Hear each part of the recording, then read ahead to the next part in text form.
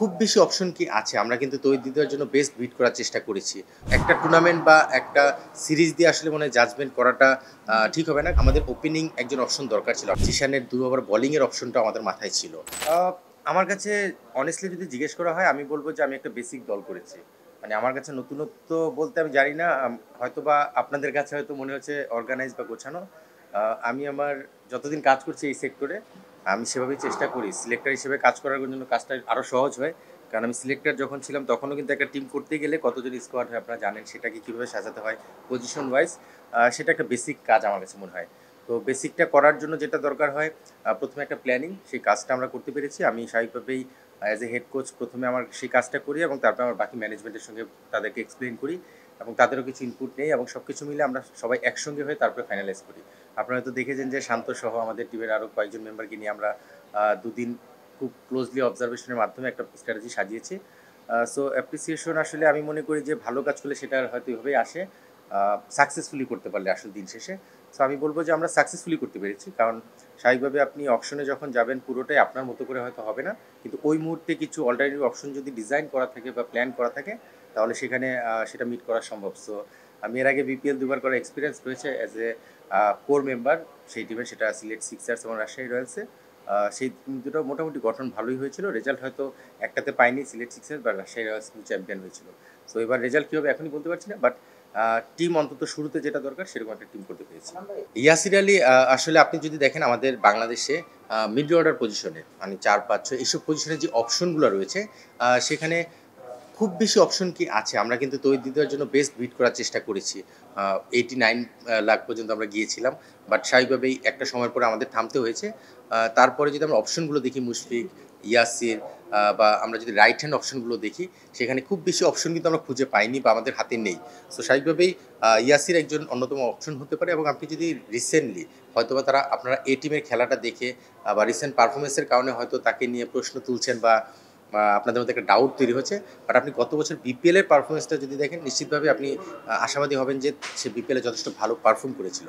So একটা tournament বা একটা সিরিজ দিয়ে আসলে মনে হয় জাজমেন্ট করাটা ঠিক হবে না। কারণ আমি সবসময় বিলিভ করি ব্যাটসম্যান সিলেকশনের সময় একটা টুর্নামেন্ট বা কিছু ম্যাচ দিয়ে তাকে সিলেকশন করাটা মনে হয় রাইট জাজমেন্টে আসে না। নিশ্চিতভাবেই সেই প্লেয়ারটাকে আপনি যদি লম্বা কেরিয়ারটা দেখেন ২, ৩, ৪ বছরের পারফরমেন্স যদি তাকে অ্যানালাইসিস করে দেখেন তাহলে তার প্রতি জাজমেন্টটা করার একটা জায়গা তৈরি হয় এবং সেখান থেকে আমার মনে হয়েছে যে ইয়াসির একটা ভালো অপশন হিসেবে আমরা পিক করেছি মিডল অর্ডার পজিশনে। আর আমার মনে হয় যে ইয়াসির ছাড়া খুব বেশি অপশন আমাদের হাতে মিডল অর্ডার পজিশন অন্তত ছিল না। কারণ আপনি জানেন যে আপনারা অলরেডি দেখেছেন আমাদের বাঁহাতি তালাতকে আমরা ইনক্লুড করেছি।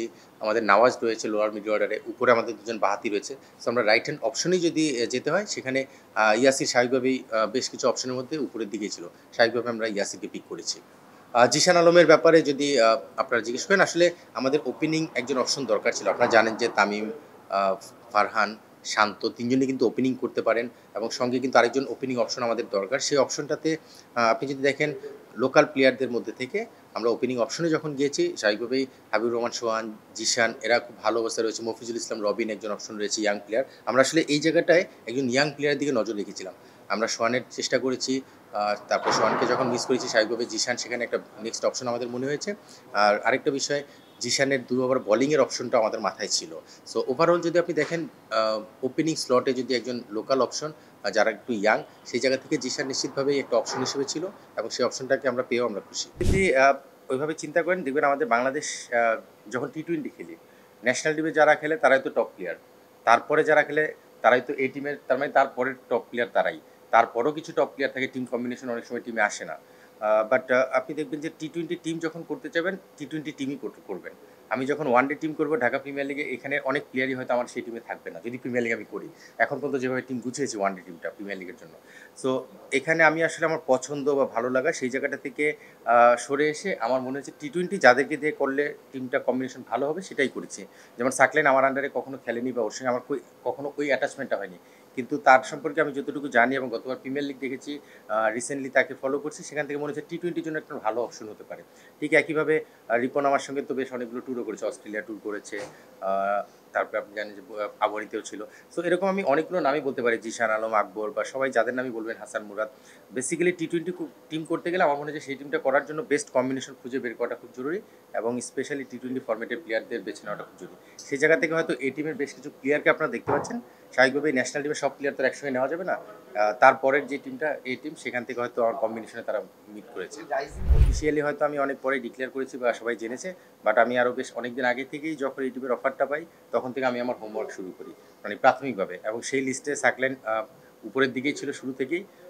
অবশ্যই আপনাদের চোখের সামনে হয়তো এই পারফরমেন্সের মাধ্যমে সে আরেকটু বেশি অ্যাট্রাকশনে এসেছে এবং তার বিটটা যে টাকাটা বেড়েছে সেটা মনে হয় এই রিসেন্ট পারফরমেন্সের কারণে।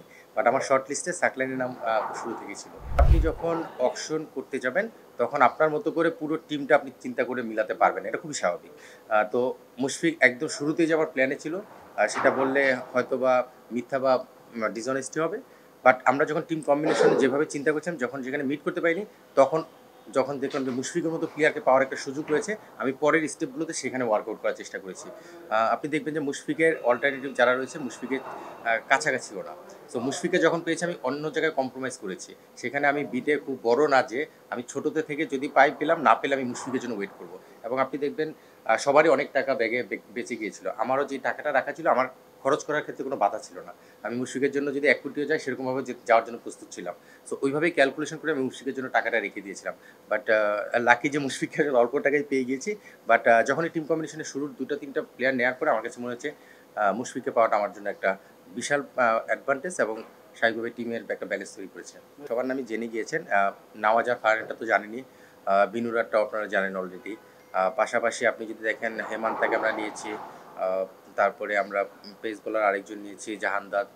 এবং আপনি যদি দেখেন আজকে কিছুক্ষণ আগে তালাতের বিষয়টা আপনারা জেনে গিয়েছেন। সো ডিরেক্ট সাইনিং কিন্তু আমাদের অফিসিয়ালি ডিক্লেয়ার করার সুযোগ থাকে বেসিক্যালি দুজনের, যেটা বিসিবিকে দিতে হয়। সেখানে আমরা দুজনের নামই কিন্তু দিয়েছি।